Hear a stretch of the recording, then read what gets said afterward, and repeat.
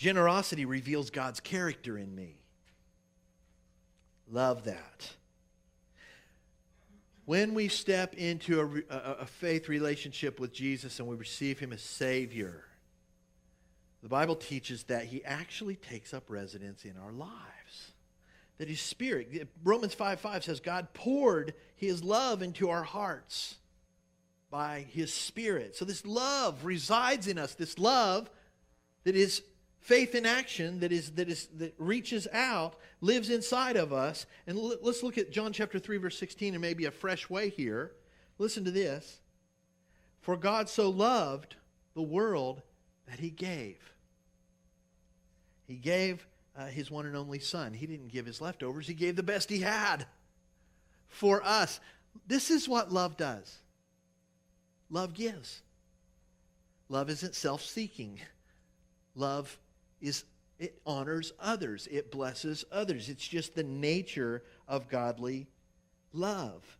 And so when God's love, it lives inside of us, when we're generous, we reflect that. We reveal the character of God in our life. You can give without loving. There's a lot of way to give with strings and a bad attitude and all those kind of things. But you can't love without giving. That's a really important thing to kind of understand.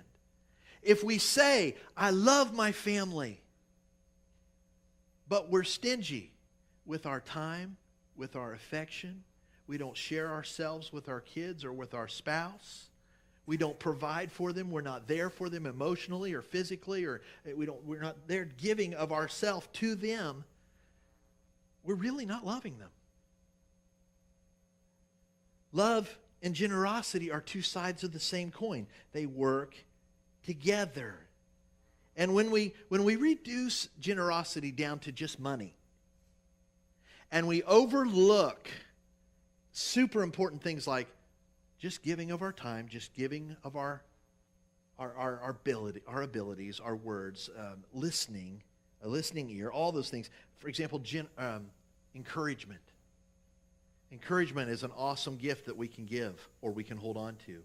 How many of you have walked through a day when you were down and someone stepped into your life and generously spoke good words into your life?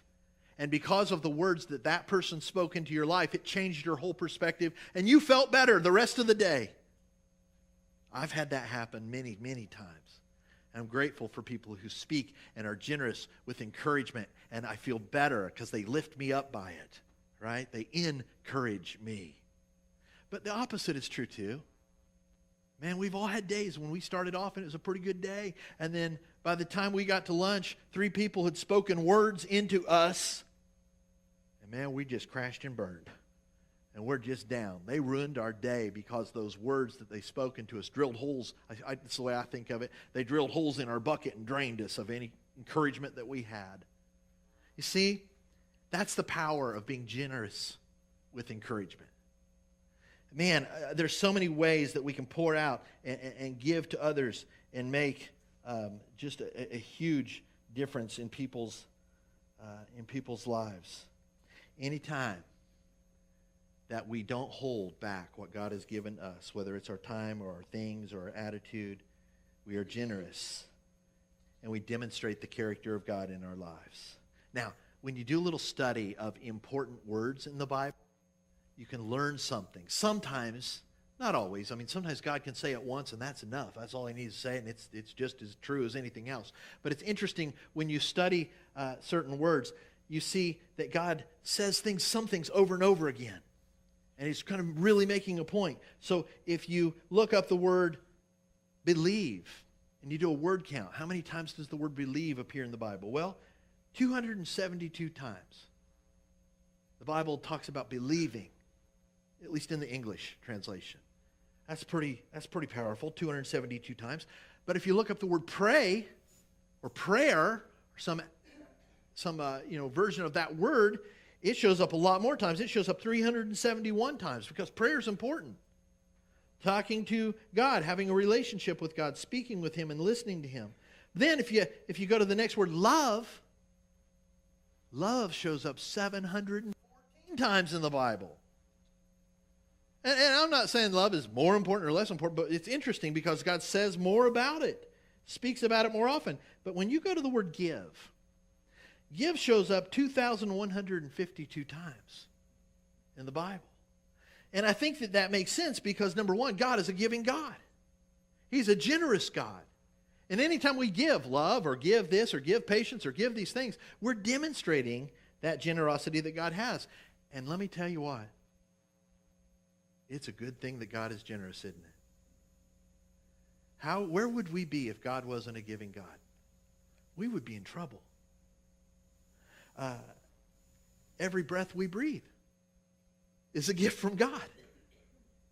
Everything we have, our salvation, our life, the shoes that are on your feet this morning, it all is a gift from God. James says in the first chapter of his letter that every good and perfect gift is from God or from our Father. There was a father with his son taking a little drive one day, and his little boy, wanted some fries at McDonald's. They passed McDonald's. He said, "Oh, Daddy, can I have some fries?" He said, "Sure." Pulled through the drive-thru, ordered him some fries, and started to drive away. And if you've ever been in a car with fries in it, and I know that everyone in here has, you know that you may not have wanted any when somebody else ordered them, but as soon as you drive away, man, those smell good, don't they? You know, I don't know about McDonald's fries when they're cold. They're like not very good. But, man, when they're hot, it's just good. So the father said, "Hey, honey, can I have one of your fries?" And he just kind of reached over and he helped himself. And his son said, "No, those are my fries." And instantly, and anybody that's been a parent in this room, you know where the mind went for this father. 3 thoughts, he said, instantly came into his mind. Number 1, I am the provider of the fries. Right? You don't have any fries if I don't provide them for you, and I can take them away. Or I could drive around McDonald's and buy you 10 more orders of fries if I wanted to. Right? I'm the provider of the fries. Second, I am totally in control of this situation.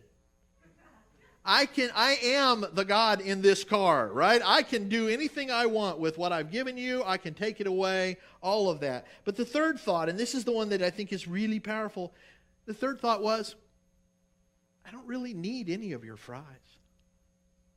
I just want you as my son to be thankful and generous and share what I've given you. Right? That's what we want as parents. That's our Father. He doesn't need any of our stuff. He doesn't need our money. We can't impress him with anything that we do or give. He just wants us to be thankful and generous and be willing to share with his kingdom and with his people. That's awesome. And whenever we are generous, we demonstrate that his love has indeed been poured into our hearts and that we are generous like our Father.